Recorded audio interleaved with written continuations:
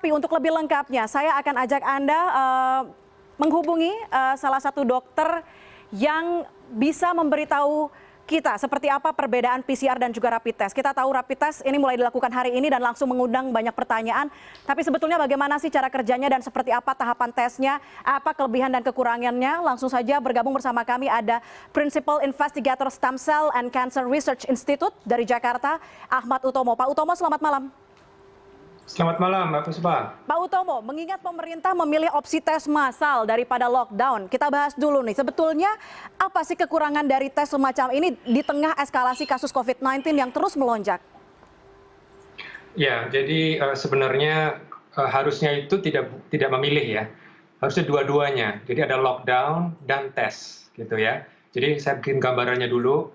Kalau kita bicara mengenali virus, karena kan penyebabnya. Jadi penting buat kita, anggap saja di sini ada anak-anak lagi rame-rame di lari-lari di halaman, dan mungkin dari anak-anak itu ada yang positif. Nah, caranya gimana?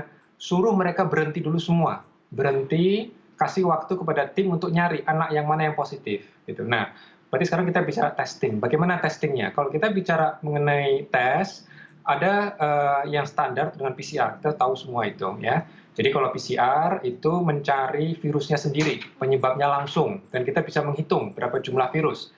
Kalau dia mulai sembuh, jumlah virus berkurang. Kalau dia masih parah, jumlah virus masih tinggi. Itu bisa kita hitung karena itu penyebabnya langsung. Cuma kendalanya dia memang harus diambil secara spesifik. Dan waktunya masih agak lama, harus di laboratorium khusus, ya, biosafety level 2 misalnya. Nah, dan yang kita dorong sebetulnya itu justru memperbanyak jumlah tes PCR ini. Jadi kita harus mobilisasi semua aset kita di Indonesia supaya bisa melakukan itu. Nah, hanya saja, emang bisa juga bertanya-tanya ini, adanya rapid test ini. Rapid test ini memang sedikit berbeda cara kerjanya. Jadi kalau rapid test itu yang dicari bukan virus partikelnya, bukan materi genetik virus. Yang dicari adalah antibodi kita yang mengenali virus. Ya, jadi kalau hari ini ada orang terinfeksi, berarti mungkin ada antibodi sekitar seminggu sampai 2 minggu akan terbentuk. Nah, itu yang akan dicari.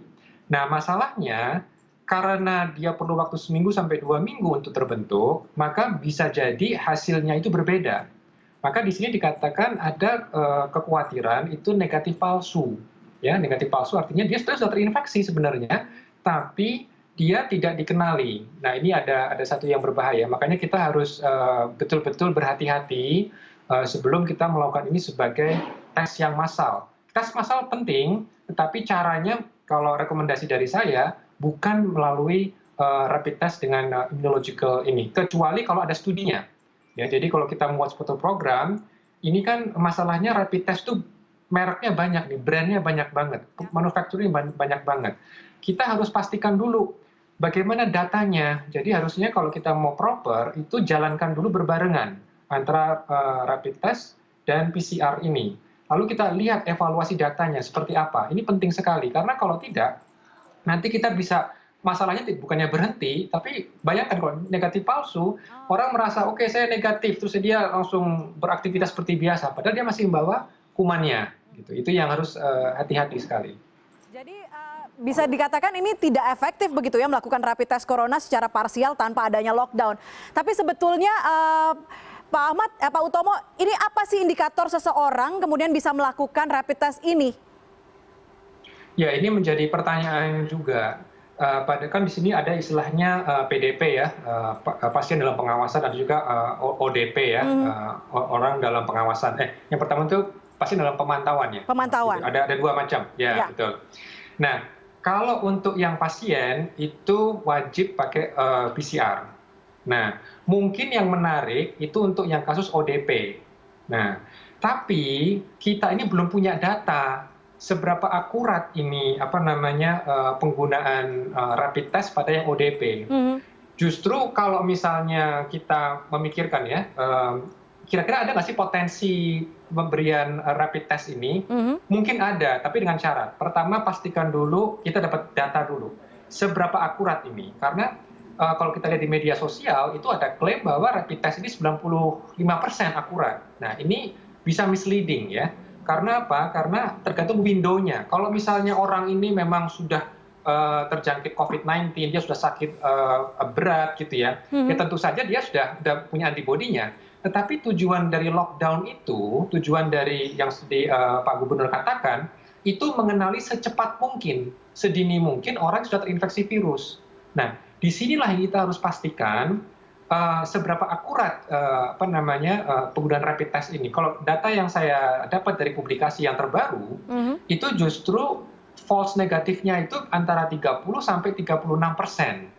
Artinya apa? Dari 100 kasus COVID-19 itu cuma bisa mengenali 30 sampai 36. Artinya 70% itu negatif palsu. Ini bahaya sekali sebetulnya gitu. Nah, makanya harus kita lihat, coba kita uji, ini kan dari literatur. Sementara literatur itu menggunakan tanda kutip nih, rapid test yang mahal, rapid test yang sangat detail gitu. Nah, sementara kita ini punya versi mungkin rapid test yang tanda kutip sangat sederhana. Jadi istilahnya mirip seperti kayak pregnancy test ya, minimal yang saya lihat di media sosial, walaupun kita harus menunggu juga sebetulnya yang seperti apa sih wujud barangnya gitu ya. Tapi kalau ternyata yang dipakai itu adalah yang betul-betul sangat sederhana, itu lebih bahaya lagi. Ini sangat wajib dikonfirmasi dulu keakuratannya. Nah, misalnya ketemu angka, dia hanya bisa mengenali 10%. Masih bisa dipakai nggak nih rapid test? Kemungkinan bisa, mungkin untuk di bandara atau di pelabuhan. Jadi misalnya ketika ada orang datang dari luar negeri gitu ya, dia mungkin sudah pernah terpapar oleh wabah di sana. Dia nampaknya sehat, termoscan tidak mengenali dia sebagai yang demam. Nah, mungkin di situ bisa. Itu ada catatannya, mungkin di situ bisa karena lumayan kita bisa mengenali orang-orang yang sudah punya antibodi. Tapi sekali lagi kita tidak bisa membedakan orang punya antibodi ini artinya dia sedang mengalami infeksi aktif atau dia sebetulnya sudah sembuh gitu. Itu tidak bisa. Tapi bisa memberikan gambaran. Tapi sekali lagi sebelum bahkan itu diterapkan di bandara atau pelabuhan, pastikan konfirmasi dulu. Ya, konfirmasi dulu supaya kita tidak salah lagi. Karena ingat, kita pernah salah tes, tanda kutip ya. Artinya begini, mungkin bukan salah tes, tapi kita pernah mendapatkan hasil tes 0, ya, zero COVID-19 selama 2 bulan. Kita tidak terulang lagi, ya, terus hati-hati sekali. Oke, tapi Pak Utomo, di luar pro kontranya dari pemberlakuan rapid test ini oleh pemerintah, sebetulnya prosesnya seperti apa sih kepada masyarakat? Ya. Tadi kami sempat menjelaskan apa betul dari cairan di tenggorokannya diambil, kemudian itu PCR, tapi kalau rapid test dari darah. Seperti apa sebetulnya Pak Utomo?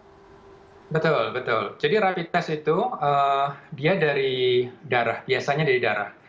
Dan rapid test sendiri sebetulnya ada 2 macam rapid test ya. Rapid test yang kualitatif dan rapid test yang kuantitatif. Nah, kalau rapid test yang kualitatif itu seperti cek kehamilan ya. Dia cukup ambil dari cairan urin, nanti pasien bisa ngelihat sendiri, wanita bisa ngelihat sendiri. Tapi kalau yang rapid test yang kuantitatif itu harus ke laboratorium gitu.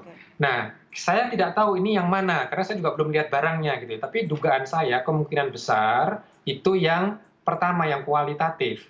Nah, sementara yang kualitatif itu emang sederhana, cukup ambil kayak di dalam kitnya itu yang kita lihat di media sosial, itu ada semacam kayak penusuk jarum ya. Nanti terus dari kitnya itu ditusukkan sedikit, terus ini diteteskan ke ada membran. Nah, nanti habis itu kita tunggu ada reaksi. Kitnya keluar nggak 2 pita, ya sama seperti pregnancy test, ada 2 pita positif gitu misalnya, kalau dia positif atau negatif cuma 1 strip.